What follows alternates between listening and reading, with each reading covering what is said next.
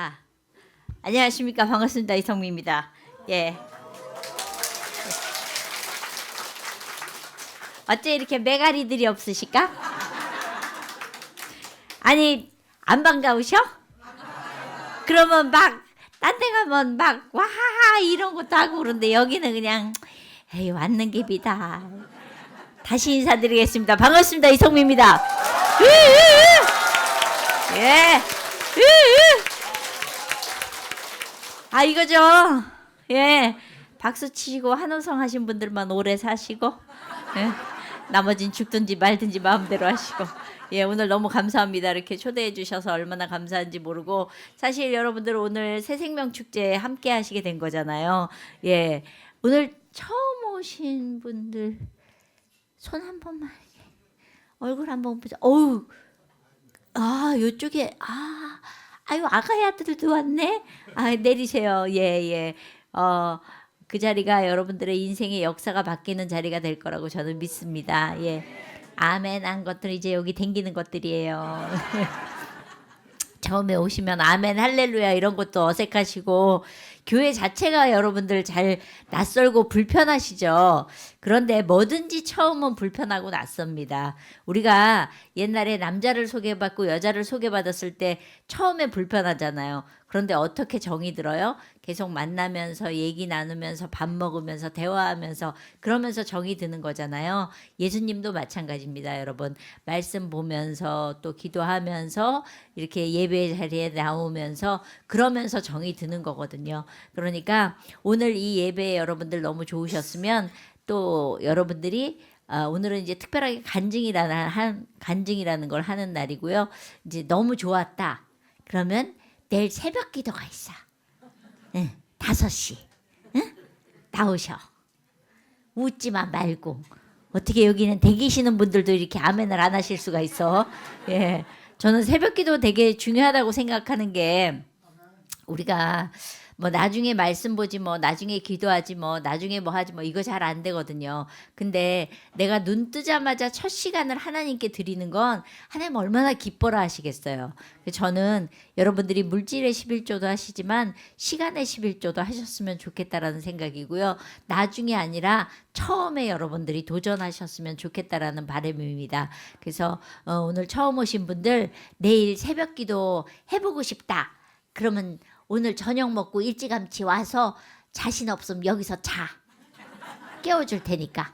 예, 그래서 내일 여러분 새벽 기도에 도전하셨으면 좋겠고 또 오늘 이제 처음 오신 분들 데리고 왔으니까 이제 전도 집회 끝 이게 아니라 이제 이분들을 우리는 어떻게 해야 돼? 섬겨야 돼. 어떻게? 예배 끝나고 나면 맛있는 거 먹여. 응? 좋은 거 사먹이란 말이야. 그리고 내일도 먹여. 모레도 먹여. 글피도 먹여. 쭉 먹여. 토요일까지 먹여. 그럼 주일 되면 개 떨듯이 떨어. 그러면은 전화 안 하면 지가 전화해. 어디냐? 니네 집 앞이다. 그래서 확 됐다 나. 그 어느 날까지 우리가 이분들을 섬기느냐? 이분들이 세례받는 그날까지 하나님이 우리에게 명령하셨잖아요. 내 이웃을 내 몸처럼 사랑하라 그러셨으니까 우리가 이분들 사랑하고 섬기면 이분들이 그 사랑이 너무 좋아서 어떻게? 내년에 또 물고 온단 말이야. 우린 다단계야. 응. 왜냐? 우리가 맛집에 가서 맛있는 거 먹으면 누가 생각나요? 내가 제일 사랑하는 사람이 생각나잖아요. 내가 예수를 믿어보니까 너무 좋아서 여러분들에게 가장 좋은 걸 선물하기 위해서 오늘 온 겁니다. 그러니까 정말 너무 예수님을 믿으면은요 세상이 줄 수 없는 기쁨을 하나님이 주시기 때문에 그 기쁨을 누리고서 이분들이 너무 좋아서 여러분들을 또 초대한 거예요. 그러니까 예수님을 만나면 우리는 웃을 수밖에 없어요. 너무 좋으니까. 근데 여기 왜 이렇게 죽상을 하고 있어? 예수 믿으면 우리는 빵긋빵긋 웃어야 돼. 예, 힘들어도 웃고 슬퍼도 웃고 즐거워도 웃고 기뻐도 웃고 그냥 예수 믿으면 웃음이 저절로 나와요. 왜냐? 너무 좋으니까.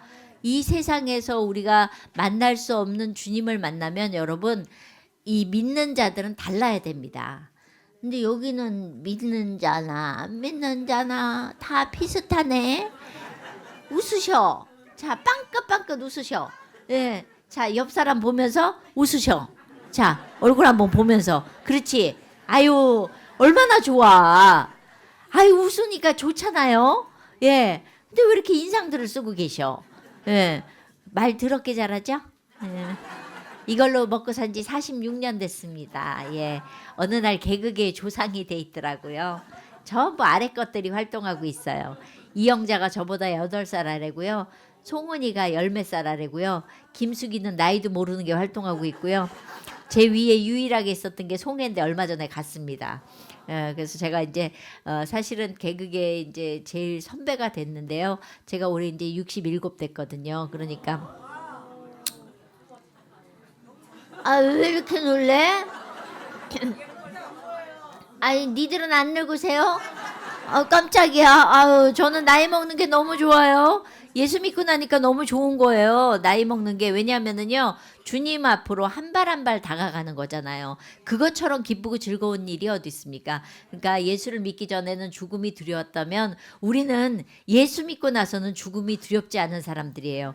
왜냐하면 눈 감았다 뜨면 우리는 어디가 있는다? 천국 가 있는다. 그러니까 우리는 오늘 하루도 천국처럼 산다. 그러니까 우리는 늘 기쁘고 즐거운 잔치처럼 오늘을 살아내는 거죠. 그러니까 저는 예수 믿고 나니까 나이 먹는 게 너무 좋아요. 그래서 저는 나이 드는 게 두려우신 분들 예수 믿으면 정말 기쁘고 즐거운 날들이 펼쳐진다는 거 잊지 마셨으면 좋겠어요. 그리고 오늘 여러분들 오셨으니까 이렇게 오신 분들 저는 이렇게 보니까 다 나보다 동생들만 온 것 같아. 연배 있으신 분들이 안 계신 것 같은데 호구조사 한번 해보도록 하겠습니다. 나는 70이 넘었다 하시는 분들 손 너무 높이 들다 돌아가실 수 있으니까 한 번만 요만큼만 손 한번 들어보셔. 70 넘은 어르신들. 꽤 계시네? 여기 앞에도 계시고. 내리셔. 전혀 그렇게 안 보이세요. 여기 물이 좋은가 봐. 예? 이거 너무 어려 보이시는데? 때깔이 다르셔. 예. 자, 그러면 우리 어르신들한테 아까 저한테 보내셨던 박수와 환호성을 이 어르신들한테 보내드리겠습니다. 예. 예. 아니, 갑자기 왜 박수와 환호성을 보내시나 하실 텐데, 이 대한민국은 저 어르신들의 눈물과 저 어르신들의 무릎과 저 어르신들의 기도가 이 대한민국을 이끌어왔다고 생각합니다. 옛날에는요, 저희 때만 해도 동방예의지국이라는 말을 배우면서 살았어요. 그럼 어른 공경하라고 그렇게 배웠는데 요새는 어르신들이 얘기하면 나이 들었네, 꼰대네, 그래서 내치는 세상이 됐습니다. 저는 이 교회에서만큼은 정말 우리 어르신들을 섬기는 교회가 됐으면 좋겠어요. 그리고 우리 어르신들은 내가 이제 뭐 나이 들었는데 할 게 뭐가 있어 하시는 분들 계시다면 저는 이 좋은 예배당을 하나님이 허락하셨잖아요. 이 예배당에 나오셔서 다시 기도할 수 있었으면 좋겠습니다. 지금 대한민국은 여러분 정말 기도가 저절로 필요한 때라고 생각합니다. 이렇게 남과 북으로 나뉜 나라는 우리나라밖에 없고요. 또 여기서 나는 진보내 보수내에서 나누어져 있고 또 너무 극적으로 끝과 끝으로 달리고 있는 게 아닌가 싶어요. 그래서 우리만큼은 한 마음으로 기도했으면 좋겠어요. 여러분들의 정치색은 어떠신지 모르겠지만 그 정치색은 바깥에 놓으시고요. 교회 안에서는 한 마음으로 나라와 민족을 위해서 기도하는 우리 어르신들이 되주셨으면 좋겠고요. 그리고 이 나라는 우리가 정말 사람이 통치하는 게 아니라 하나님이 통치하신다라는 마음으로 그렇게 한 마음으로 기도했으면 좋겠습니다. 그래서 정말 야고보가 낙타 무릎이 됐던 것처럼 우리 어르신들 이렇게 하나님이 주신 이 좋은 예배당 그냥 버려두지 마시고 여기 와서 무릎 꿇어 기도하는 어르신들이 돼주셨으면 좋겠고 우리 또 어르신들 그렇게 기도하면 또 후배들이 따라와서 그 길을 같이 갈 거라고 믿습니다. 그래서 우리 나이 든 어르신들한테 미리 박수 보내드렸고요. 그리고 예수 믿으면 너무 좋다는 걸 얼굴로 여러분들은 표현하시는 거잖아요. 그래서 여러분들이 정말 기도로 하나님 앞에서 그렇게 무릎 꿇어 사시는 걸 보면 후배들은 자연적으로 그렇게 살 수 있다고 믿습니다. 저는 오늘 간증이라는 걸 합니다. 예, 많은 분들이 이제 간증하는 연예인들을 많이 보셨을 텐데 참 간증하는 게 쉽지 않아요. 왜냐하면은 이게 연예인으로 살면서 인생을 그렇게 살아야 되는 게 너무 어려운데 저보지 마시고 오늘 제 인생 가운데 역사하신 하나님을 만나셨으면 좋겠고요. 또 제가 간증하면서 너무 힘들었을 때 하나님이 저한테 주셨던 마음은 다윗이 언약궤를 들고 갈 때 기뻐 춤췄던 것처럼 너 기뻐 춤추지 않겠느냐. 저는 오늘 하나님을 마음껏 자랑하는 그런 시간을 갖도록 하겠습니다. 예. 그래서 저는 이제 본격적으로 말씀을 드리면 저는 예수 믿는 가정에서 태어난 사람은 아닙니다. 여기 모태들 있으시죠? 예, 세상에서 놀지도 못해 교회 생활도 제대로 못해. 그래서 모태들 이름은 막 은혜 받아가지고 은혜 아니면 뒤집어가지고 혜은이 아니면 막 은자 돌림으로 뺑뺑이 돌리고 더 은혜 받으면 요새는 막 하자 돌림으로 해가지고 하민이 하준이 하엘이 하얼이 막 이런 이름으로 돌리고 막 더 은혜 받으면 막 성경이 성령이 복음이 찬송이 막 이런 이름 져가지고 애들이 어디 일반 직장에 취직하려 그러면 넌 이름이 복음인데 복음이나 전하지 왜 일반 직장에 오냐 그래서 어디 직장에도 취직 못하는 이름들. 예. 근데 제가 성미잖아요. 제가 크리스마스에 태어나서 성미거든요. 저는 교회를 떠날 수 없는 이름입니다. 교회마다 가면은 그렇게 성미함이라 그래가지고 쌀을 그렇게 넣어놓더라고. 그 저는 교회를 떠날 수 없는 이름이에요. 제가 태어나던 시절에는 7남매, 8남매 막 이렇게 났던 베이비붐 세대였는데 저는 아버지가 저 하나만 딱 나가지고 무남동녀 외동딸 너무 곱게 자라서 요만해. 막 자랐었어야 되는데 태어나 보니까 어마무시한 부잣집이었었어요. 그때 당시에 저희 집에 일하는 사람이 5사람 있었고요. 그때 당시에 저희 집에 에어컨이 있었고요. 그때 당시에 저희 집에 전축이 있었고 텔레비전이 있었고 피아노가 있었고요. 아버지가 집에다 홈바를 만들어 놓으실 정도로 어마무시한 부잣집이었었습니다. 그러니까 교만하기 이름 알로 다 못했었고요. 제가 했던 일들은 이런 일이었어요. 비단잉어 밥주기, 장미꽃 가꾸기 이런 재수없는 일들을 하면서 굉장히 교만하게 살았습니다. 그렇게 살다가 이제 초등학교 6학년 때 아버지가 사업에 실패하시고 어머니가 지병이신 자궁암으로 세상을 떠나시고 나니까 하루아침에 남의 집 문간방으로 쫓겨나는 제가 이사 다니고 세담한 게 40번이 넘으니까요. 안 다녀본 동네 없이 하숙하고 자취하고 남의 집에 얹혀 살고 또 친척 집에 살다가 시골에 내려가라고 하면 시골 경남 산청군 생초면 어설이 317번지 갔다가 다시 올라오라 그러면 올라오고 그냥 보따리 싸는 게 일이었었어요. 옛날엔 가방이 어디 있어요. 그냥 보자기에다가 옷 싸가지고 여기 다니고 저기 다니고 그냥 떠돌이 인생이었고 학교도 제대로 못 다녔습니다. 내 인생은 왜 이런가? 내 팔자는 왜 이런가? 난 왜 맨날 보따리를 싸야 되나? 왜 나는 제대로 학교도 못 다니나? 맨날 그런 생각이 들었어요. 그런 저를 저희 아버지는 너무 불쌍하게 생각하셨어요. 저거 하나뿐인 거 불쌍해서 어떡하나? 저거 애미 없이 크는 거 불쌍해서 어떡하나? 아버지는 저를 너무 사랑하셨거든요. 그래서 아버지가 저한테 해주신 일은 엄마를 바꿔주시는 일을 하셨어요. 예, 그래서 엄마가 제가 넷이에요. 예. 어디 간증 가서 엄마가 넷이라 그랬더니 예배 끝나고 어떤 분이 찾아오셨어요. 너무 은혜 받았다고 자기 엄마가 5인데 어디 얘기할 데가 없었는데 엄마 넷인 사람을 만나니까 너무너무 반갑다는 거예요. 근데 지금 생각하면 그것처럼 어리석은 일은 없었던 것 같아요. 그런데 아버지는 바꿔주면 좋은 엄마가 나타날 거라고 생각하셨던 거죠. 그러니까 아버지가 네 엄마 어떠냐 그래서 한숨 쉬면 아버지가 나가 있으라 그래서 나가 있으면 아버지가 그 엄마 정리하고 따라 나와서 몇 년 살다가 또 인사해라 네 엄마다 그러고 살다가 네 엄마 어떠냐 그래서 또 한숨 쉬면 아버지가 나가 있으라 그래서 나가 있으면 아버지가 그 엄마 또 정리하고 따라 나와서 몇 년 살다가 또 인사해라 네 엄마다 그러고 살다가 네 엄마 어떠냐 그러면 또 한숨 쉬면 아버지가 나가 있으라 그래서 나가 있으면 아버지가 그 엄마 정리하고 또 따라 나와서 같이 살았던 거죠. 아버지는 바꿔주면 좋은 엄마가 나타날 거라고 생각하셨던 것 같아요. 저한테 참는 훈련은 안 시키셨던 거죠. 근데 이제는 알아요. 아, 참는 훈련도 필요했었다는 거를. 오늘 여기 오신 분들 가운데 기도 제목이 하나님 남편 바꿔주세요. 하나님 아내 바꿔주세요. 그런 분들 계시죠? 제가 응답 드립니다. 그냥 그거 쓰세요. 예. 바꾼다고 해결이 되는 게 아니라 여러분들의 첫 마음이 바뀌었을 수 있어요.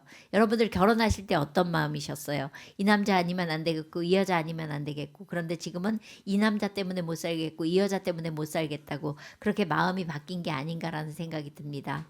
제가 그렇게 살면서 이제 고등학교 졸업하고 대학에 들어가서 개그맨 시험을 봤고요. 그래서 개그맨이 돼서 정말 일이 많았어요. 미친 듯이 바빴습니다. 여자 개그맨이 없을 때니까 여기저기 불려다니면서 일도 하고 돈도 돈도 벌고 그리고 인기도 얻고 그러니까 정말 뭐 그땐 여자 개그맨이 없을 때니까 저 혼자 독식을 했던 거죠. 그렇게 일을 열심히 하다가 제가 이제 30살에 아주 큰 사건을 만납니다. 제가 보통 이렇게 얘기하면 몰래 핸드폰을 꺼내서 이성미 쳐보시는 분이 계세요. 핸드폰이 저보다 제 과거를 더 많이 알고 있더라고요.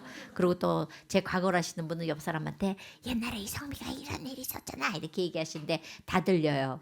예. 너무 힘들었었어요. 그때는 예수님을 모를 때니까 사람을 의지했습니다. 사람을 붙들고 나 너무 힘들어, 너무 어려워, 너무 미치겠어. 그러면 사람들은 그래 그래 네 말이 맞아. 그리고 제 뒤통수를 치는 거예요. 그럴수록 저는 사람을 붙들었어요. 나 너무 힘들어. 나 너무 억울해. 너무 분해. 그러면 사람들은 그래 그래 네 얘기 알아. 그리고 제 뒤통수를 치는 거예요. 아무도 내 얘기를 들어주지 않더라고요. 그래서 결정했어요. 내가 이 억울함을 죽음으로 풀리라. 그래서 그때 당시에는 처방전 없이 약국에서 수면제를 살 수 있어서 약국 3군데에서 수면제 70알하고 술하고 같이 먹으면 바로 죽는다 그래서 나폴레옹이라는 술이 있더라고요. 이렇게 타원형으로 생겨갖고 꼬다리가 잔인 술이 있어요. 예, 고개 끄덕이시는 분은 이제 술 좀 하시는 분들이죠. 그래서 술하고 수면제 70알하고 먹었어요. 그런데 기적이 일어났어요. 4시간 만에 깨어난 거예요. 눈을 떴더니 막 어지럽고 토할 것 같고 막 정신은 멀쩡한데 몸은 천근만근이고 일어나 보니까 이게 어떻게 된 거지? 내가 분명히 약을 먹었는데 왜 깨어났지라는 생각이 드는 거예요. 그래서 간신히 몸을 일으켜서 화장실에 가서 불을 켰더니 얼굴이 벌겋더라고요. 그랬더니 저희 아버지가 나오셔서 첫 마디가 미아 약 먹었지 그러는 거예요. 내 아버지 그때 아버지가 저러고 병원에 뛰어가시면서 미아 사람 내라고. 그래서 이제 응급실에 가서 누웠더니 의사 선생님이 어떻게 된 거냐고. 수면제 70알하고 술하고 같이 먹었다고. 그때 의사 선생님이 근데 얘 왜 안 죽고 살아왔냐 그러시더라고요. 그 이제 석션이라는 걸 해서 다 꺼내고 났더니 뭐 난리가 난 거예요. 이성미가 약을 먹었다, 쇼를 했다, 거짓말이다, 진짜다. 뭐 기자들은 자기네들 멋대로 기사를 쓰고요. 문 앞에는 기자들이 기사 쓰겠다고 죽치고 있고요. 아무것도 할 수 없는 지경이 됐어요. 그럴 때 저희 새엄마가 저보고 새벽 기도를 다녀보지 않겠냐고. 제가 제일 먼저 간 곳이 새벽 기도였었어요. 그때는 뭐 특별하게 기도할 줄도 모르고 아무것도 할 줄 모르니까 맨 끝자리에 모자를 푹 눌러 쓰고 제 첫 기도는 이거였어요. 하나님, 저 왔어요. 그게 제 첫 기도였습니다. 둘째 날은 가서 하나님 저 또 왔어요. 셋째 날은 가서 그냥 멍 때리고 앉아있고 넷째 날은 가서 그냥 우두커니 앉아있고 찬양이 뭔지 찬송이 뭔지 아무것도 모를 때니까 그냥 그때는 새벽 기도가 새벽 4시였거든요. 4시에 그 자리에 가서 앉아 있었어요. 그렇게 40일 새벽 기도라는 걸 처음 해봤는데 저한테 기적이 일어난 거예요. 40일 새벽 기도가 끝난 그 다음날 제가 억울하다던 그 문제가 풀린 거예요. 너무 기쁘더라고요. 아, 하나님은 이런 기도까지 들어주시는구나. 너무 감사했었어요. 그런데 그렇게 해서 감사하면서 제가 느꼈던 건 이거였어요. 나의 작은 신음소리에도 응답하시는 하나님. 전 그 하나님을 만난 거죠. 그러니까 하나님하고 사랑에 빠진 거죠. 근데 사랑도 해본 사람이 하지 저같이 사랑을 못 받아본 사람은 증세가 이상합니다. 예, 오늘처럼 11시 예배면 전 10시 50분에 제 자리가 있는데 어떤 인간이 멋 모르고 내 자리에 앉으면 그 인간 나한테 죽는 거야. 내 자리에 앉았기 때문에. 그러니까 나는 철저하게 시간을 지키네. 나는 11조를 완벽하게 하네. 난 모든 걸 잘하고 있네라고 생각을 하니까 잣대를 남에게 지는 종교인이었어요. 저 사람 예배 시간에 왜 늦게 들어와? 저 사람 왜 예배 시간에 딴짓해? 저 사람 왜 예배 시간에 졸아? 저 사람 왜 저러고 있어라고 잣대를 남에게 지는 종교인이었습니다. 그런데도 하나님이 저에게 뭐라 하지 않으셨어요. 하나님 오래 참아주시는 분이거든요. 제가 이렇게 종교인으로 살면서 기도하는 기도 제목이 하나 있었어요. 바로 저희 아버지에 대한 기도였는데 아버지가 혈액암으로 얼마 못 사신다는 판정을 받고 하나님 앞에 그렇게 기도했어요. 하나님, 나 우리 아버지랑 살고 싶어요. 근데 하나님이 정말 그 기도를 들어주셔서 제가 아버지하고 전원주택에서 살게 된 거예요. 너무 기쁘더라고요. 아, 하나님은 이런 기도까지 들어주시는구나. 너무 감사하고 기뻤어요. 그런데 그 기쁨도 잠깐 아버지가 저희 집에서 불과 몇 개월 못 사시고 세상을 떠나신 거예요. 그러니까 감사함은 온데간데 없고 화가 치밀어 오르기 시작했어요. 하나님 어떻게 나한테 이러실 수 있습니까? 내가 이거 살겠다고 집 달라 그런 줄 아세요? 어떻게 우리 아버지를 이렇게 빨리 데려가실 수 있어요? 라고 원망하기 시작했어요. 더 화가 나는 건 내가 그렇게 사랑하는 아버지가 돌아가셨는데 마치 따라 죽을 것처럼 꺼이꺼이 울다가 전 영정사진을 보면서 밥을 먹고 앉아있더라고요. 한심하더라고요. 아, 난 따라 죽지도 못하는구나. 난 앞으로 어떻게 살지? 내가 이렇게 힘든데 어떻게 내가 방송 생활을 계속하지? 그렇게 고민하고 있던 차에 저희 초등학교 6학년이었던 아들이 공부를 하겠다고 유학을 가겠다는 거예요. 제가 그 말에 속아서 이민을 떠났습니다. 왜 속았느냐? 여기서 공부를 안 하는 놈은 거기 가서도 안 한다는 걸 이민 가서 알았어요. 제가 캐나다 밴쿠버로 이민을 갔는데요. 그때는 말씀을 잘 모를 때니까 제가 들었던 말 중에 이런 말이 있어요. 흙에서 자란 아이는 용기로 크고 아스팔트 위에서 자란 아이는 오기로 자란다라는 얘기를 듣고 아이들은 자연이 좋은 나라에서 키워야 되겠다. 그래서 찾아보니까 밴쿠버가 자연이 굉장히 좋더라고요. 정말 실제로 가보니까요. 하늘이 높고요. 땅이 푸르고요. 정말 곳곳이 공원이고요. 뭐 코요테, 스컹크, 너구리 이런 것들은 그냥 기본으로 돌아다니고요. 저희 집 애들이 곰 3마리 노래 불렀더니 3마리가 나왔고요. 개사에서 곰 4마리 불렀더니 그놈이 새끼 나가지고 4마리가 나왔고요. 사슴이 신호대에서 신호 받으려고 서 있는 나라. 자연이 어마무시하게 좋은 나라. 근데 그 나라에 없는 게 있어요. 한국에 무지 많은데. 예. 지금은 거기도 생겼다는데 한국에 많은 매미. 매미는 공기가 나빠져야 생기는 곤충이래요. 근데 여러분들 여기 어르신들 계시니까 옛날에 저 시골에 이제 경남 산청군 생추에 어설이 317번지 살 적에 이렇게 옛날에 원두막이라는 게 있었는데 요새는 원두막도 없더만요. 원두막에 이렇게 누워 있으면 옛날 매미들은 되게 우아하게 울었습니다. 이렇게 멀리서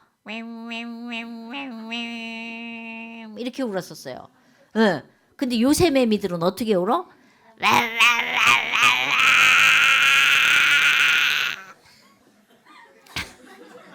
이러고 울어. 왜 그런지 아세요? 이 매미가 밤이 되면 불이 꺼져서 자야 되는데 가로등이 너무 밝으니까 낮인 줄 알고 계속 울다가 성대결절이 걸린 거야. 한국의 밤은 너무 낮처럼 밝은 거죠. 제가 캐나다에서 아이들 9시에 재웠어요. 근데 학교에 불려갔어요. 애들 몇 시에 재우냐고. 9시에 재운다 그랬더니 애들 너무 늦게 재운대. 애들은 8시 반에 재워야 된대. 한국에 왔더니 8시 반은 활동 시간이야. 막 5살짜리들도 피아노학원, 태권도학원, 영어학원 막 학원을 쫓아다니고 막 중고등학교 애들 안 보여가지고 난 다 자는 줄 알았더니 막 학원에 1시까지 다 때려 쳐놔가지고 뭔 놈의 공부를 시키겠다고 그놈의 학원에다가 다 그렇게 쳐박아가지고 여기 학원 하시는 분은 오해가 없으시기 바랍니다. 왜냐하면은요. 공부하는 애들은 학원 가도 하고 안 가도 하고요. 공부 안 하는 애들은 학원 가도 안 하고 안 가도 안 합니다. 그런데 그 돈을 벌써부터 애들 쥐어줘가지고 숙박료를 쥐어지는 건 저는 아니라고 생각하거든요. 그 돈 있으면 고기 사 잡숴. 저는 저희 애들 과외 안 시켰어요. 왜냐하면 저 닮았을 거기 때문에 저는 애들 학원 안 보냈습니다. 제가 유일하게 시킨 과외가 있어요. 저는 아이들 일주일에 한 번씩 예배당에 나와서 실력이 안 늘겠더라고요. 그래서 저는 전도사님을 모셔다가 성경 과외를 시켰어요. 전 여러분들이 다른 것보다 가장 중요한 거는 아이들 말씀으로 키우는 거면 전도사님 모셔다가 아니면 목사님 모셔다가 성경 과외 시키는 걸 전 적극 추천합니다. 어떻게 이렇게 아멘을 안 할 수가 있어. 딱 한 분 아멘 하는데 저분은 애도 없는 분이 아멘 하시고. 아니 여러분들이 실력이 있어서 여러분들이 가족 예배를 드리거나 여러분들이 말씀을 가르치실 수 있으면 제가 이런 말 안 드립니다. 그러나 여러분들이 실력이 없으면 다른 거 다 선생님 붙이시면서 왜 정말 중요한 성경은 안 가르치시냐고요. 오늘 본문 말씀이 그렇지 않습니까? 모든 성경은 하나님의 감동으로 된 것으로 교훈과 책망과 바르게 함과 의로 교육하기에 유익하니 이는 하나님의 사람으로 온전하게 하며 모든 선한 일을 행할 능력을 갖추게 하려 함이라. 그건 아멘 하시면서 정말 중요한 아이들을 성경으로 가르쳐야 된다고 하나님의 사람으로 키워야 된다 그러면서 여러분들이 성경으로 진짜 가르치고 계시느냐고요. 여러분들이 실력이 안 되면은 여기 목사님 계시고 부목사님 계시고 전도사님 계시잖아. 응? 이분들 월요일 날 놀아. 목사님 놀죠. 논대. 그러면 여러분, 여러분들의 아이들을 하나님의 사람으로 키우시려면 이 목사님들 모셔다가 아이들 키우면은 아이들 확실히 다르게 클 수 있습니다. 세상에서 공부하는 것보다 가장 중요한 게 말씀 공부하는 게 가장 중요한데 여러분들은 왜 그건 안 하면서 다른 거 하자고 그렇게 몸부림치고. 저는 아이들요 다른 거 하나 빼고 말씀 과외 시키셨으면 좋겠어요. 끝까지 아멘을 안 하는 거지. 왜냐하면 부담스럽거든. 근데 저는 아이들 다른 거 실력보다 가장 중요한 게 말씀이라고 생각합니다. 저희 아들이 한 얘기가 있어요. 자기 엄마가 해준 거 중에 6년 동안 성경과외 시켜준 게 너무 잘한 거라고, 엄마 너무 감사하다고 그러거든요. 그래서 제가 교회마다 다니면서 성경과외 얘기하는데 엄마들은 일단 눈을 내리 깔아. 왜냐면 나하고 눈 마주치면 성경과외 시켜야 될 것 같거든. 근데 저는 아이들 말씀으로 키우는 아이들 확실히 다르다라고 생각합니다. 지금이라도 늦지 않았으니까 저는 여러분들 다른 과외 하나 빼시고 다른 과외까지 하면서 아이들 스트레스 주지 마시고 말씀으로 키우는 아이들은 정말 다르다라고 믿습니다. 그건 아멘 하면서 제가 그렇게 키우면서 너무 행복했었어요. 그런데 문제가 생겼어요. 그 공부하겠다는 아들은 사춘기, 저는 사춘기, 둘이 부딪히니까 8,000기가 올라오더라고요. 근데 여기는 욕 모르시죠? 욕이라는 게 있어요. 욕이라고. 이제 제가 욕을 굉장히 잘하는 엄마였거든요. 이제 엄마들이 기본으로 하는 3종 세트가 있습니다. 이런 미친놈, 이런 도라이, 이런 정신 나간 놈, 이제 이런 욕은 기본으로 깔고, 이제 그게 안 맥히면은 이제 동물욕이 나갑니다. 강아지 말고 이런 개나리 진달래 같은 새끼야, 이제 이런 욕을 하고, 그게 안 맥히면은 이제 숫자 욕이 나갑니다. 이런 시베리안 허스키 같은 새끼야, 이런 십장생 같은 놈아, 이런 욕을 하는데 너무 감사하게도 사춘기 애들은 욕 먹을 준비가 돼 있어요. 그렇게 컴퓨터 게임을 하면서 엄마가 욕하길 기다리더라고요. 그날도 저희는 기러기였는데 저희 남편이 한국에서 전화를 해서 제 성질을 돋구는 거예요. 저 어디로 갔겠어요? 저희 아들한테 갔겠죠. 아들이 욕먹을 준비를 하고 있더라고요. 컴퓨터 게임을 하면서. 그래서 게임하는 아들한테 들어가서 야, 이 새끼야 나와 그랬어요. 그때 저희 아들이 아이씨 게임하는 거 안 보여? 이러는 거예요. 그래서 이런 싸가지 없는 새끼가 엄마가 나오라 그러면 나오지, 어디 버르장머리 없이 엄마한테 말대꾸라고 나와 이 새끼야 그랬더니 저희 아들이 에이씨 그러면서 저를 위아래로 훑어본데, 내가 제일 기분 나쁜 게 위아래로 훑어보는 거야. 왜냐면 이게 짧아가지고 내려가는가 싶은데 올라오니까 훅 열이 받잖아. 그래서 이런 싸가지 없는 새끼가 어디 엄마를 위아래로 훑어보고 나와 이 새끼야 그랬더니 저희 애들이 에이씨 그런데 소위 얘기하는 뚜껑이 열린 거예요. 그래서 이런 싸가지 없는 새끼가 딱 때리려는데 아들이 제 손을 딱 잡는 거예요. 순간 이 자식 많이 컸다, 잘하면 맞겠다, 이런 생각이 드는 거예요. 근데 그때 하나님이 저에게 지혜를 주셨어요. 너에게 한 손이 더 있다, 이런 마음을 주시는 거예요. 그래서 이쪽 손으로 때렸는데 저놈도 손이 2개다, 이걸 못 들은 거죠. 양손을 딱 붙들리고 나니까 너무너무 자존심이 상하는 거예요. 근데 그때 하나님 저에게 2번째 지혜를 주셨어요. 그렇지, 때려보신 분들 알더라고. 너에게 2다리가 있다, 이런 마음을 주시는 거예요. 발로 찼는데 이게 다리가 짧아가지고 아들한테 안 닿고 허공에서 막 헤비적거리는 거예요. 그래서 아들한테 쌍욕을 했어요. 이 새끼 엄마 때리면 맞아야지, 어디 버르장머리 없이 엄마를 피하고 네가 사람 새끼냐 그러면서 제가 막 욕을 하는데 저희 아들이 딱 한마디 하는 거예요. 아이씨 교회 집사란 인간이. 엄마 집구석에서 이러는 거 아무도 몰라. 내 쪽팔려서 나가서 얘기를 못해. 엄마 바깥에서는 그렇게 잘하고 안에서 이따구로 하는 거 아무도 모른다고. 근데 그 말이 제 가슴을 쳤어요. 여기는 그런 분들 안 계시겠지만 가끔 엄마들 중에 이 쌍놈 새끼 공부 안 하고 죽여버려 이 새끼 아주 그냥 뜨르기. 여보세요? 집사님 이따 예배 가야지. 그래 이따 만나 샬롬. 이놈 개새끼. 이런 엄마가 바로 저란 말이에요. 갑자기 맥이 활 빠지더라고요. 그래서 아들한테 야 손나 그러고 제 방에 올라와서 하나님 앞에 이런저런 고백을 했어요. 하나님 나 아들한테 걸렸어요. 아들이 나 앞뒤다는 거 알아요. 그렇게 고백했어요. 그리고 그 다음 날부터 변했느냐. 사람이 금방 변하면 죽어요. 그래서 새벽 기도를 열심히 다니기 시작했어요. 아침마다 불이 꺼지면 단에 올라가서 울부짖기 시작했어요. 하나님 이 아들 때문에 못 살겠습니다. 이 아들 좀 바꿔주십시오. 그렇게 기도하고 집에 와서 안 바뀐 아들한테 욕하고, 기도하고 집에 와서 안 바뀐 아들한테 더 심한 욕하고, 그러니까 아들이 점점 삐뚤어 나가는 거예요. 제 아들은 엉망이었거든요. 학교가 9시까지인데 10시에도 가고 12시에도 가고 1시에도 가고 어떨 땐 학교 끝날 때 가고 지 멋대로 학교를 다니는 거예요. 난 우리 아들이 교장인 줄 알았어요. 그날도 이제 새벽기도 갔다 와서 집에 와 있는데 캐나다에서는 아이들이 학교 안 오면 전화가 와요. 네 아들 학교 안 왔다고. 방문을 했더니 저희 아들이 자고 있더라고요. 그래서 야이 한심한 새끼야 내려와서 밥 좀 먹고 학교 가라 그랬어요. 아들이 내려와서 밥상머리에 앉았는데 제가 물컵을 갖다 주면서 이렇게 얘기했어요. 야 이 쓰레기 같은 새끼야. 이 인간 말종 새끼야. 이 버러지 같은 새끼야. 넌 아무짝에도 못 써 이 새끼야. 근데 그때 하나님이 저에게 한 말씀 하셨어요. 네 아들 네가 말한 대로 만들어줄까. 그 말씀을 듣는 순간 아들이 미친 개가 돼 있고 갈기갈기 찢어져 있고 피 흘려 죽어 있는 모습을 보게 됐어요. 너무 두렵더라고요. 그래서 아들한테 학교 가라 그러고 제 방에 와서 엎드려서 기도했어요. 하나님 잘못했습니다. 내가 아들한테 그렇게 욕하면서 한 번도 잘못했다고 생각한 적 없습니다.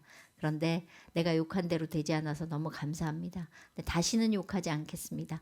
그렇게 토해내고 났더니 제 입에서 욕이 떠난 거예요. 그랬더니 금단 현상이 아들한테 일어나더라고요.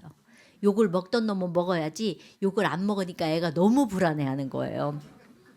한 3일째 되는 날 욕이 먹고 싶어서 제 주위를 맴돌더라고요. 그래도 욕을 안 하니까 일주일째 되는 날 찾아왔어요. 그랬더니 존댓말로 저 어머니 여쭤볼 게 있는데요. 그러더라고요. 그래서 뭔데? 그랬더니 저 왜 욕을 안 하세요? 그러더라고요.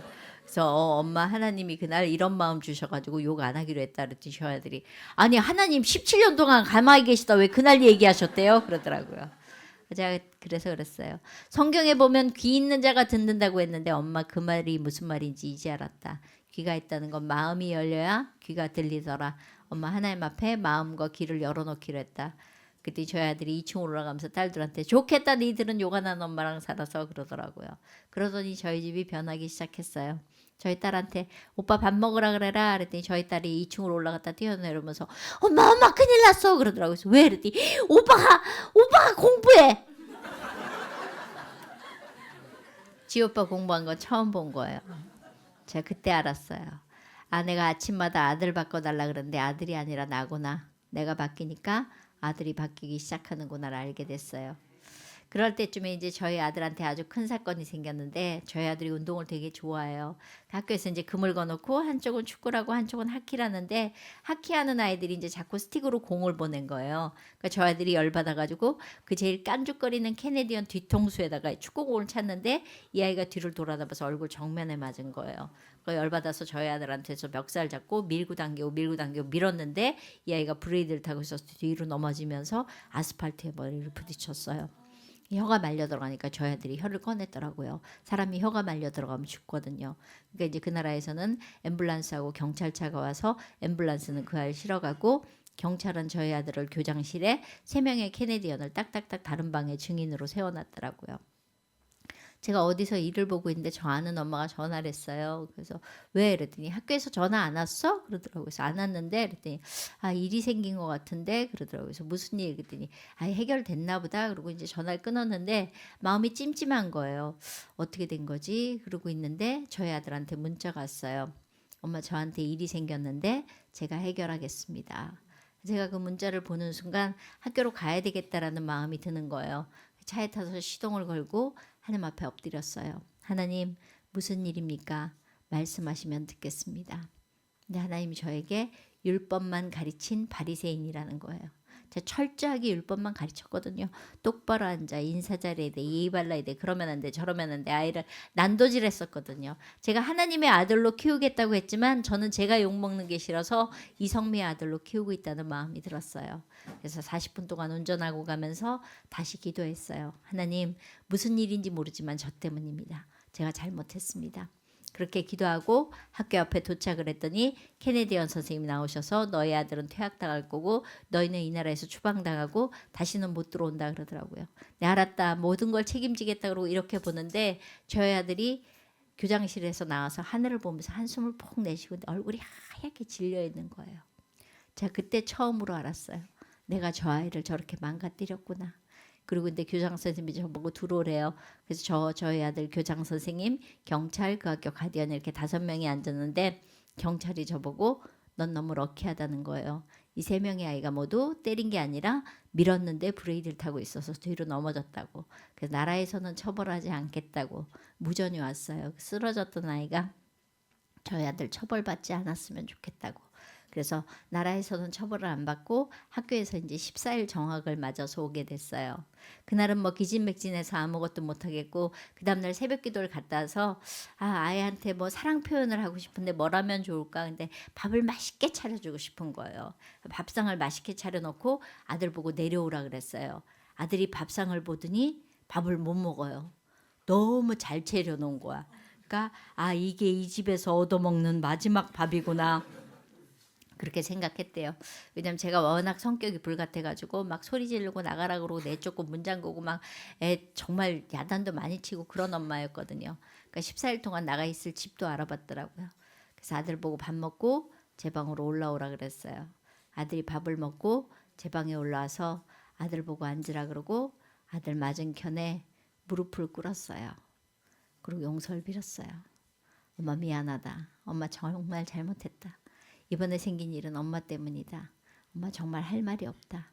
근데 저희 아들이 대성통곡을 하는 거예요. 엄마 내가 이성미 아들로 살면서 얼마나 힘들었는 줄 알아? 엄마 나한테 칭찬 한번 해줘봤어?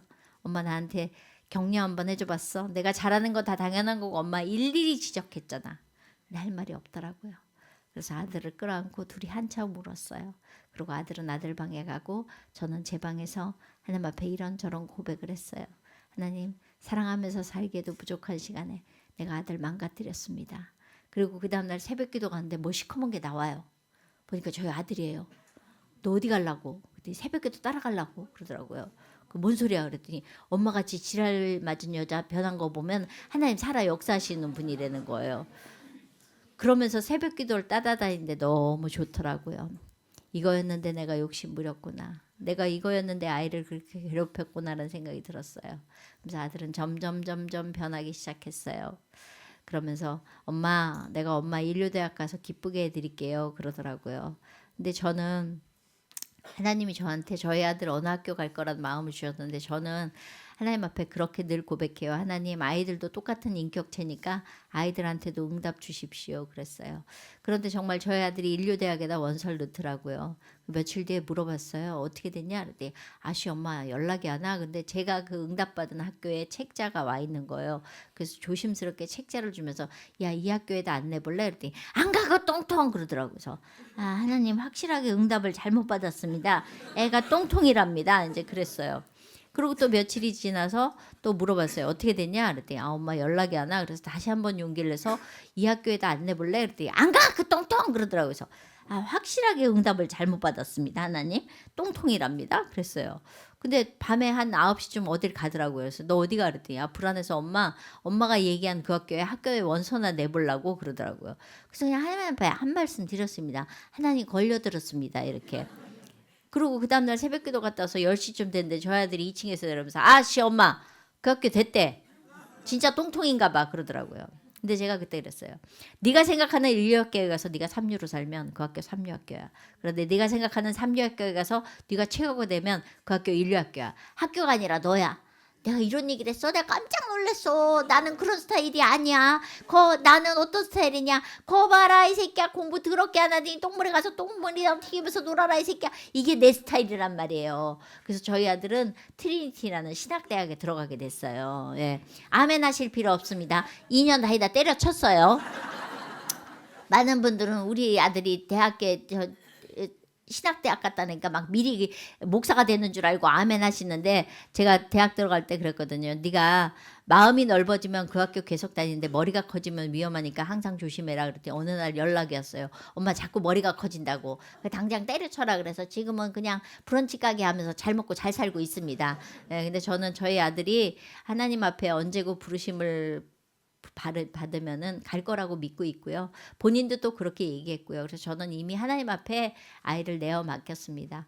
그럴 때쯤에 이제 바로 여러분들 잘 아시는 최진실 씨 자살 사건이 있는 무렵이었어요. 한국에서 후배들이 전화가 걸려오기 시작했고 그러면서 기도하던 중에 하나님이 다시 한국 땅에 돌아가라는 마음을 주셨어요. 그래서 여러분들도 마찬가지겠지만 아이들 좋은 환경에서 키우는데 어떻게 할 것인가, 애들을 놓고 올 건가 어쩔 건가 계속 이야기하던 중에 아들은 대학에 들어갔으니까 하나님이 아들 손 붙들고 가시겠다 그래서 모든 재정도 끊고 물질도 끊고 아무것도 하지 않고 아이하고 하나님 손 연결해주고 저는 아이들 데리고 한국 땅에 다시 돌아오게 됐어요. 근데 왜 한국 땅에 오게 됐는지 알 것 같아요. 한국의 엄마들이 너무 싸나워. 수능 이제 며칠 안 남았으니까 막 시키지도 않아도 막 새벽기도 나와가지고 막 불 꺼지면 막 여기 엎드리고 막 십자가 있으면 십자가에 매달려가지고 막 주여 그랬다. 이러면 순간에 잘 되겠습니다. 미씨 그러면은 권사님이 어머 저 옆에 내가 주여를 3번 해서 5번은 해야지. 주여 우리 딸도 이번에 순번에 잘 되겠습니다. 미씨 합니다. 그러면서 애들 수능 보는데 앉아가지고 여기서 1번만 깨주고 2번만 깨주고 3번만 깨주고 4번만 깨주고 저쪽에서 나무아미타불 관세음보살 그러고 내가 그렇게 기도했는데 우리 애가 시험 성적이 안 좋으면 하나님 우리 가정 버리신 건가요? 인생이 성적순이든가요? 어떻게 오신 분들 성적순으로 한번 앉아봐? 그럼 난 일단 못 들어와. 난 공부를 못했어요. 공부하려고 책상에 앉으면 책상이 마음에 안 들어서 공부가 안 돼. 책상을 싹 치우고 나면 책꽂이가 마음에 안 들어. 책꽂이 싹 치우고 나면 너무 피곤해. 냉면깨에다 맥심 3개 하고 설탕 3개 하고 우유 줘서 쭉 마시고 푹 잤어. 그리고 내가 모처럼 열심히 공부를 해갖고 가면 놀랍게도 선생님은 내가 공부 안 한 데서만 문제를 내더라고. 난 선생님하고도 안 맞아.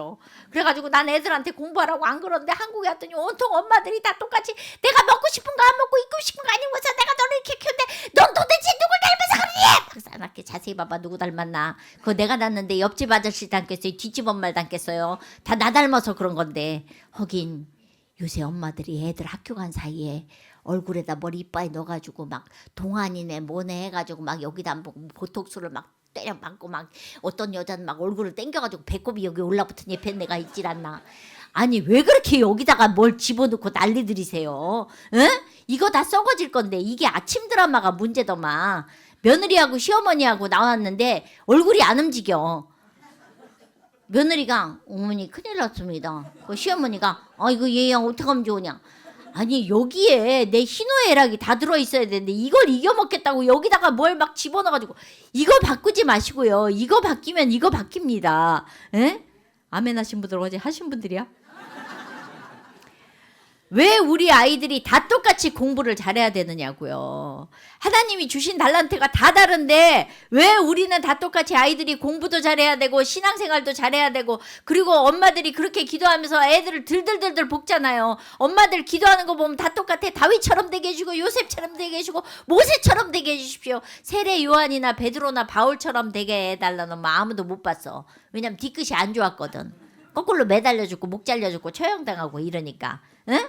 근데 어떻게 애가 모세처럼 40년 동안 빈둥빈둥 놀아도 괜찮아요? 응? 어떻게 요셉처럼 깜빵 갔다 와도 괜찮아요? 응? 어떻게 다윗처럼 남의 아내 거시기니해서 살아도 괜찮아요?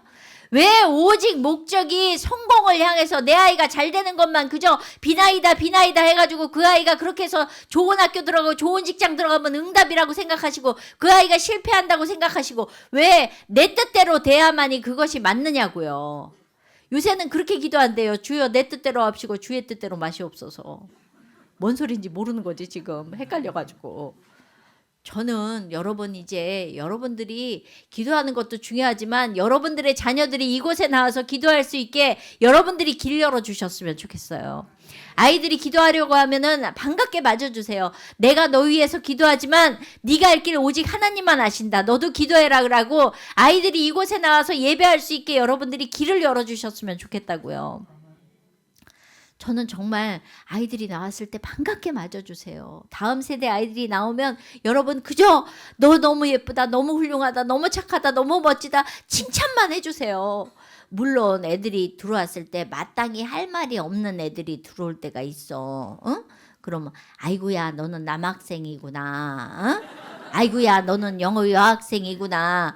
요새 성 정체성에 대해서도 헷갈리는 세상이 됐다고요. 여러분 유튜브나 쇼츠 이런 거 보시면 모르시겠습니까? 이게 도대체 남자라는 거예요, 여자라는 거예요, 남자가 여자가 됐다는 거예요, 여자가 남자가 됐다는 거예요. 엉망진창이 성으로 다 무너지고요. 동성애가 얼마나 판을 치고 있고요. 이게요 포괄적 차별금지법 통과되면은요 남탕에 여자 들어오고 여탕에 남자 들어옵니다. 좋으십니까? 안 되는 거라고요. 그런데 우리는 그저 아이들이 성공하는 거, 최고가 되는 거, 그것만 향해서 우리는 다 달리고 있지 않느냐고요. 그리고 그렇게 되면은 내가 응답받았으니까 아이들 다 해결된다고 생각하는데 아니요. 아이들은 하나님의 사람으로 커야 된다고요. 저는 여러분들이 긴장하지 않으면 아이들 다 빼앗긴다고 생각합니다. 그런데 그저 우리는 기도해서 비나이다 비나이다 예수님께 비나이다 그렇게 목적을 가지고 제일 무서운 게 금요 차려오는 엄마들이에요. 막 맨 앞에 앉아가지고 하나님 이 새끼가 공부를 못해가지고 내가 쪽팔려서 살 수가 없어요. 하나님 이 새끼 공부 좀 잘하게 해주세요. 여보세요 뭐 이 새끼야 엄마 기도하랬잖아 이 새끼야 너 밥이 없어? 이 새끼야 라면 끓여 먹으면 되지. 이 새끼야 내가 기도하라는데 네 밥을 어떻게 차려줘 이 새끼야. 네가 공부를 못해가지고 기도하러 왔다고 이 새끼야 끊어. 아버지 이런 분들은 여기 기도하러 오지 마셔. 애들 밥 해주셔요. 예? 왜 우리가 다 똑같이 아이들이 다 이 모양 저 모양으로 살아야 되는데 공부를 잘해야 된다는 목적 하나만 가지고 아이들을 못 살게 구시느냐고요. 걔네들도 열심히 공부하고 있는데 안 되는 걸 어떻게 하느냐고요. 엄마 닮아서 안 되는 걸, 아버지 닮아서 안 되는 걸 어쩌라는 거냐고요. 저는 여러분들이 이제 아이들은 예배당에다 맡기시고요. 여러분들은 이제 정말 남편과 아내 관계만 회복되면 아이들 거저 키우실 수 있습니다. 여기는 다 과부 호래비만 딱 한 명만 아멘 하시고 저분은 시집도 안 간 것 같은데 아멘 하시고 어떻게 이렇게 아멘을 안 하실 수가 있어? 여기는 교회 조건이 과부 호래비예요? 저도 이렇게 변한 지 얼마 안 됐어요. 저도 남편이 2살 아래고요. 제가 경제권을 갖고 있으니까요. 남편 하대하고 우습게 알고 그랬어요. 그래서 애 셋하고 남편하고 넷이 앉아 있을 때 야 그러면 넷이 다 대답을 했어요. 그럼 제가 너 말고 너 이랬던 사람이에요. 근데 제가 어느 날 성경을 보면서 하나님 앞에 약속한 게 있거든요. 하나님 성경을 읽으면 성경대로 살겠습니다. 근데 어느 날 성경을 보는데 거기 그렇게 써 있더라고. 아내는 남편을 여긴 성경도 안 봐. 존경하라고 써 있어요. 확 찢어서 먹어버릴 뻔했어. 아니 뭐 하나님은 이런 것까지 간섭하시나 짜증나게. 근데 어떻게 내가 말씀을 읽으면 말씀대로 살겠다 했으니까 제일 먼저 핸드폰에 아빠라고 써 있는 걸 지우고 존경하는 남편이라고 떴어요. 그 어느 날 운전을 하고 갔는데 벨이 울리니까 존경하는 남편이라고 뜨더라고. 근데 저희 딸이 물어보더라고요. 엄마 이 남자 누구야? 그러더라고. 네 아빠야. 그랬더니 왜 이렇게 써놨어? 그래서 엄마 아빠 존경하려고. 그랬더니 저희 딸이 아이고 애는 쓰네 그러더라고. 예수 믿고 사는 건 애쓰는 겁니다. 힘쓰고 애쓰지 않으면 예수님의 발뒤꿈치를 따라갈 수 없다고요. 그런데 우리는 어떻게 살고 있느냐고요. 내가 성경을 몇 독했네 몇백 독했네 하면서 정말 말씀대로 살고 있느냐고요. 성경은 그렇게 많이 읽으면서 내가 말씀 속에서 몸부림치면서 살고 있느냐고요.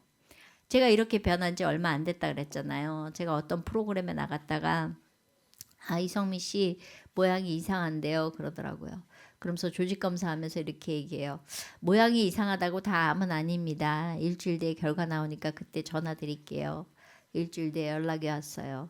이성미 씨 유방암 초기신데 빨리 수술해 드리겠습니다. 네, 아무 소리도 안 들리더라고요. 암이라는 단어가 제 가슴을 쳤어요. 하나님 왜 납니까? 내가 뭘 그렇게 잘못 살았습니까? 정말 하염없이 눈물이 흘러나오더라고요. 제일 먼저 캐나다에 있는 아들한테 전화를 했어요. 아들 엄마인데 그랬더니 아들이 엄마 목소리 왜 그래? 그러더라고요. 그래서 엄마 암이란다. 그랬더니 저희 아들이 엄마 더한 것도 이겨냈는데 이겨냅시다. 그러더라고요. 전화를 끊고 한참 울었어요. 그리고 병원 가기 전날 이것저것 준비하고 있는데 누가 띵동하는 거예요. 문을 열었더니 저희 아들이 왔어요. 너 어떻게 왔어? 그랬더니 비행기 타고 왔지? 그러더라고요. 돈도 없는데 어떻게 왔냐? 그랬더니 엄마 카드로 갖고 왔어. 그러더라고요. 그래도 되게 좋더라고요. 그래서 이제 그날 밤에 저희 남편이 저희 아들한테 조목사라 그래요. 조목사 엄마 위해서 기도하지 그러더라고요. 그래서 저희 남편 기도하고 저희 딸들 기도하고 저희 아들이 기도할 때 제가 속으로 이렇게 기도했어요. 하나님, 그래도 제가 여기서 제일 믿음의 선배인데 멋지게 기도하고 싶습니다. 제 차례가 됐는데 제 입에서는 이런 기도가 나왔어요. 하나님, 살고 싶습니다. 그리고 더 이상 기도하지 못했어요. 제가 막 꺼이꺼이 우니까 저희 가족들이 저를 안아주더라고요. 그러면서 이제 제가 방에 가서 하나님 앞에 이런저런 고백을 했어요. 하나님, 아직 죽음에 대해서 준비가 되어 있지 않습니다. 그러나 하나님 부르시면 갈 수 있게 도와주십시오. 그리고 이제 그 다음날 병원에 가서 이것저것 검사하고 수술실 앞에 가면 이렇게 얘기해요. 여기까지는 보호자분 같이 가시지만 여기서부터는 환자분 혼자 들어가셔야 됩니다. 전 그때 고백했어요. 하나님, 나 주님 손 붙들고 들어갑니다. 그래서 이제 수술하고 방사선 30번 하면서 배운 게 너무 많아요. 여러분들은 오늘 전도 집회라고 이렇게 예쁜 옷 입고 오시고 친구들 모시고 가족들 모시고 오셨죠. 병원에 있어 보니까 병원 옷 입어야 되고요. 병원 밥 먹어야 되고요. 내가 집이 있는데 병원에서 자야 되더라고요. 갖고 갈 수 있는 게 아무것도 없다는 걸 알았어요. 제가 있었던 병동은 여성 병동이었는데 매일 밤 9시에 링거를 붙들고 빼빼 많은 40대 초반에 이제 온몸에 전이 된 친구가 링거를 붙들고 매일 왔다 갔다 하는 거예요. 제가 물어봤어요. 왜 맨날 이 시간에 나와? 그때 그 친구가 이렇게 대답하더라고요. 집사님, 오늘이 마지막인 것 같아서요. 저 내일 눈 뜰 수 있을까요? 제가 그 말을 잊을 수가 없어요. 여러분들은 건강하시니까 내일이 다 당연히 있다고 생각하시죠. 그런데 그 내일을 하나님이 허락하셔야 있는 거거든요. 그런데 여러분들은 어떻게 살고 계십니까? 천년 만년을 살 것처럼 그저 오늘 하루에 불평불만하면서 하나님 나 이거 없습니다. 저거 없습니다. 이거 주십시오. 저거 주십시오.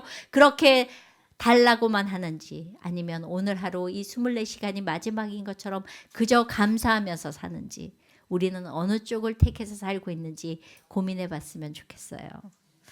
오늘 처음 오신 분들 이 성미 얘기 들으니까 하나님 있는 것 같으네. 근데 오늘 말고 다음에 믿지 뭐. 근데 그 다음이 없을 수 있다는 거죠. 여러분들이 문 열고 나가서 무슨 일이 있을지 알고 계십니까? 여러분들이 오늘 밤에 무슨 일이 일어날지 알고 계십니까? 우리 한 치 앞도 모르는 인간입니다. 그런데 우리는 어떻게 살고 있습니까? 그저 하나님 앞에 빌어서 내가 받고자 하는 것들만 받으면 그게 응답이라고 생각하십니까? 아니면 오늘 다 놓고 가도 지금 여기 있는 것만으로도 감사하면서 살고 계십니까? 처음 오신 분들, 그렇다면 내가 예수를 믿으면 뭘 하면 될까? 저는 여러분 다른 거 하지 말고 말씀 읽으셨으면 좋겠습니다. 여기는 말씀 읽기 열심히들 하고 계시죠? 이렇게 몇 분이 안 할 수가 있어? 거긴 막 1월 1일 되면은 막 난리도 아니야. 막 성경 일독해가지. 그래갖고 막 창세기는 너덜너덜해. 막 응? 그래갖고 출애굽기까지는 어떻게 해서든지 나가. 그러다가 내 위기 딱 가면 내 위기가 와. 아이 무슨 제사도 안 지내는데 뭔 제사법을 이렇게 써놨나 그래가지고 난 구약이 안 맞나 보다 그래서 덮고 신약을 딱 폈는데 우리 집 족보도 모르는데 너네 집 족보가 들어가 앉아있어. 그래서 일생 성경을 안 읽으시는 분들. 근데 저는 성경이 인생의 내비게이션이라고 생각합니다. 여러분들 내비게이션 보면서 띄엄띄엄 보십니까? 쭉 따라가십니까? 그런데 왜 내 인생의 내비게이션인 성경은 띄엄띄엄 보십니까? 저는 말씀 쭉 따라가는 우리가 됐으면 좋겠어요. 작년에 조혜련 씨 왔다 가셨다면서요. 조혜련 씨가 이제 처음에 남녀을행 개교 믿었었어요. 그래가지고 같이 모이고 그러면은 벽 보고 이렇게 고양이 털 같은 거 꺼내가지고 호랭이 하고 앉아 있더라고요. 그래서 너무 안 됐어가지고 예수 믿고 나서 이제 혜련이 위해서 기도하기 시작했어요. 그냥 어느 날 제가 캐나다에 있는데 한국에서 놀러 왔어요. 혜련이가. 그러면서 이제 제가 새벽기도를 다니니까 언니 뭐 해? 그러더라고요. 그래서 언니 나 새벽기도 다녀. 그랬더니 왜? 그래서 너 위해서 기도해. 그랬더니 나 위해서 기도하지만 나 내 종교가 너무 좋아 그러더라고요. 그래서 넌 네 종교 해. 나는 내가 믿는 하나님 앞에 기도해. 그랬더니 알았어 그러더라고요. 그러더니 이제 캐나다에서 다시 한국에 돌아와서 이제 몇 번 만나서 밥도 같이 먹고 얘기하다가 이제 그날 연예인 연합 예배라는 게 저희는 있어요. 그 예배하는데 이제 혜련이랑 밥을 먹고 여기 잠깐만 갈래? 이제 그랬죠. 그랬더니 어딘데? 그래서 그냥 여기 밥 먹고 좀 잠깐만 가자. 그랬더니 뭐 밥 먹었으니까 따라가지 뭐 그래가지고 왔는데 그날 이제 연예인 연합 예배에서 2단 특집으로 탁지원 소장님이 2단 대표들을 여러분 알려드리겠습니다. 그러면서 첫 카트가 조혜련이 남녀호랭 개그입니다. 그리고 뜬 거예요. 그 혜련이가 뛰쳐나갔어요. 그리고는 연락이 없더라고요.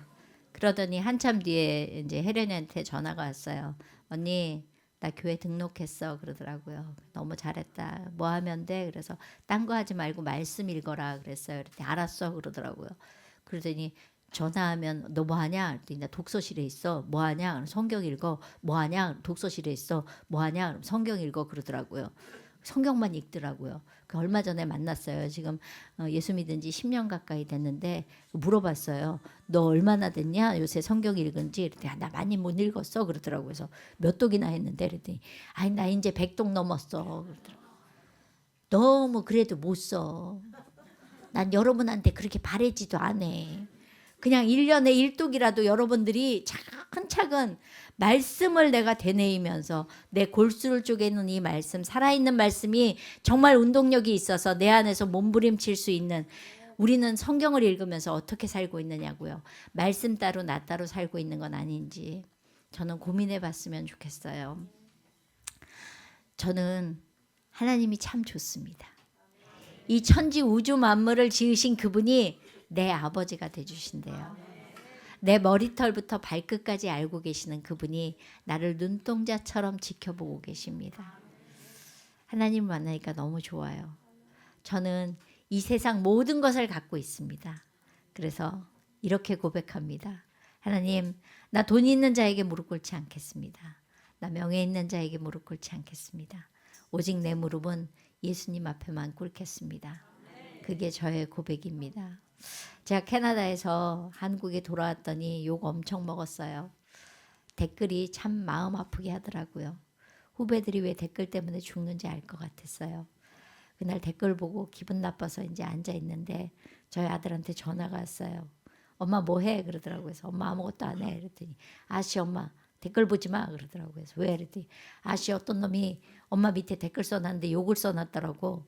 그래서 내가 열받아가지고 그 밑에다 쭉 썼는데 다 지우고 전화하는 거야. 그러더라고요. 그래서 왜? 그랬더니 내가 쓰고 읽어보니까 누가 봐도 이성미 아들이야.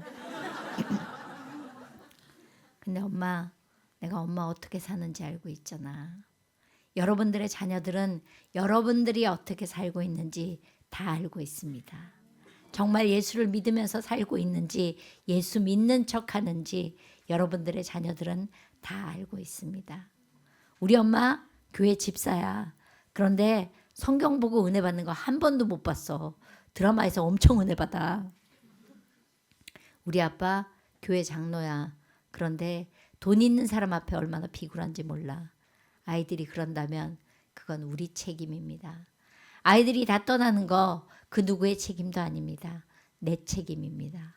저는 이제 그 아이들이 보는 그 모습 그대로 우리 아빠 예수로 행복하고 예수로 만족하고 예수 때문에 사는 우리 아빠, 우리 엄마 예수님 때문에 즐거워하고 예수님 때문에 감사하고 그분 때문에 살고 있는 우리 엄마, 우리 그런 부모들이 됐으면 좋겠습니다. 다른 거 하지 마십시오. 말씀 읽으면서 말씀대로 살아낸다면 우리 인생들은 바뀔 거라고 믿습니다. 오늘 처음 오신 분들, 어떤 힘든 일들, 어떤 어려운 일들, 눈물로 세월을 보내고 아파하고 고통스러워 하셨다면 이제 주님 앞에 그 무거운 것들을 내어 맡기시면 하나님이 다 짊어지고 가주십니다. 하나님은 참 좋으신 분입니다. 세상이 줄 수 없는 기쁨을 주고 계시는 분입니다. 저도 힘들었던 일 많았고 어려운 일 많았었던 사람입니다. 그래서 지금은 하나님 앞에 이렇게 고백할 수 있습니다. 하나님, 그 힘듦이 나에게는 축복이었습니다. 지금 그 힘든 가운데 있으신 분들 떠나지 마십시오. 더 주님 붙들고 더 주님한테 매달리시면 그분이 나에게 가장 좋은 것 주시기를 원하시는 분이라는 거, 그것만 잊지 않으셨으면 좋겠습니다. 오늘 처음 오신 분들 예수 믿고 정말 하나님하고 함께 동행하셨으면 좋겠습니다. 일평생에 제일 잘한 일이 저는 예수 믿는 일이라고 생각합니다. 그 일을 오늘 여러분들이 한번 해보시면 다음에 내가 정말 그때 예수 믿길 잘했다라는 고백을 하시는 날이 올 거라고 믿습니다. 제가 성경을 읽으면서 이 사람 저 사람 다윗처럼도 되고 다니엘처럼도 되고 싶고 정말 많은 인물들이 되고 싶었어요. 그런데 어느 날 제가 하나님 앞에 고백한 한 인물이 있습니다. 하나님, 저 구레네 사람 시몬 같은 사람이 되고 싶습니다. 예수님이 피 흘린 십자가를 혼자 지고 가실 때 대신 졌던 구레네 사람 시몬. 하나님, 나 이런 사람 되고 싶습니다. 내가 아파 보니 아픈 사람 알겠고 내가 힘들어 보니 힘든 사람 알겠습니다. 하나님, 나 이런 사람 되고 싶습니다. 그게 저의 고백입니다. 여러분들은 인물이 어떤 인물이 되고 싶으십니까? 저는 다른 종교와 비교하지 않았으면 좋겠습니다. 우리는 종교가 아니라 진리를 따라가는 사람들입니다. 예수를 믿으면 진리를 쫓아가는 사람들입니다. 그래서 우리가 예수 믿으면 좁은 길 웃으면서 갈 수 있습니다. 그 좁은 길 반드시 끝까지 살아낸다면 어느 날 내가 눈 감았을 때 주님이 나에게 이렇게 말씀하실 거라고 믿습니다. 그동안 수고했다. 작은 것에 충성된 종아. 우리 큰 거 하려고 바라지 않았으면 좋겠습니다. 작은 것에 충성된 종으로 살다가 내가 눈 감아서 천국 갔을 때 하나님이 나에게 그런 칭찬 받는 그날이 올 거라고 믿습니다. 이제 마무리하겠습니다. 제가 이렇게 간증하니까 야, 이성민 믿음이 되게 좋은가 보다 하실 수 있는데 저는 아직 멀었습니다. 하나님 앞에 제가 늘 고백하는 건 이런 고백입니다. 하나님, 난 예수 없으면 죄인 중에 괴수입니다. 아직 멀었습니다. 그게 저의 고백입니다. 오늘 처음 오신 분들 예수 믿고 늘 일평생 어느 날 눈 감았을 때 주님 품에서 또다시 만나는 그날이 왔으면 좋겠습니다. 좋으신 하나님, 그분은 제 인생 가운데서만 역사하시는 분이 아니라 여러분들 인생 가운데서도 반드시 역사하시는 분이라는 거, 살아계시는 분이라는 거 우리 잊지 않았으면 좋겠습니다. 그분을 늘 찬양하며 사는 길, 여러분들의 인생길이 되셨으면 좋겠습니다. 오늘 저의 모든 간증 하나님께 올려드립니다. 감사합니다.